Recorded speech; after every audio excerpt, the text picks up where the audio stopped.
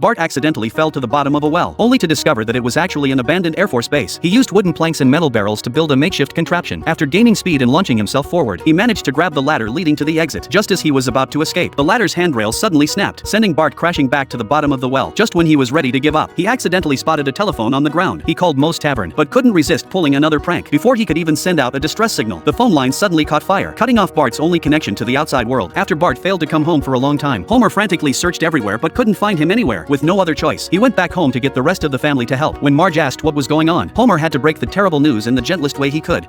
You know that sewing room you wanted, but we could never figure out where? Marge completely broke down and immediately called the police to start a search. Although Chief Wiggum wasn't exactly the most competent cop, he was surprisingly good at comforting people. Can you describe your son's skeleton? Whoa, he's incompetent! The chief led the entire town in a search that lasted all day and all night, and even prisoners doing community service were brought in to help. When Sideshow Bob saw Bart's picture, he became extremely agitated. I'll find that boy, and I will toast you with his blood. What I tell you about blood toast, Bob? You do that, but right. The news soon reported Bart's death, and even Marge came to believe that Bart had been eaten by wild animals. Bob refused to believe that Bart was dead, so he even escaped from prison to search for him. Meanwhile, Milhouse and Nelson refused to give up looking for Bart either. Before long, Milhouse spotted Bart's hat near the well and excitedly called out his name. Just give me your phone.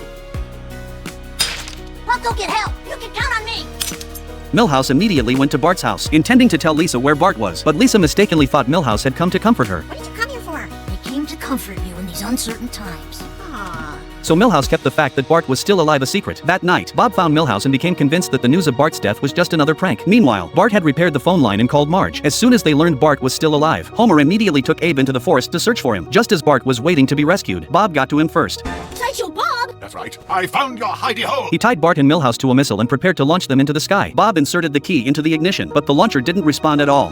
Bob, it takes 2 keys. That way, no nutcase can do it by himself. Following Bart's instructions, Bob had to use both his hands and feet to try to activate the missile. As the countdown began, the launch silo slowly opened. Just as the missile was about to launch, Bart suddenly spoke up and asked a question. Why are you doing this? Well, it's perfectly obvious. Give me a moment. It's an ICBM. I commit Bart's murder. That's your justification for killing 2 kids? Meanwhile, Abe heard the sound of the rocket's countdown, so he and Homer rushed toward the entrance, but the rocket had already taken off. So, why'd you save us? Because I realized I don't want to kill you anymore. Milhouse, is there a knife in my back? Not that I can see. Milhouse, is there a kick me sign on my back? Not that I can see. Aww.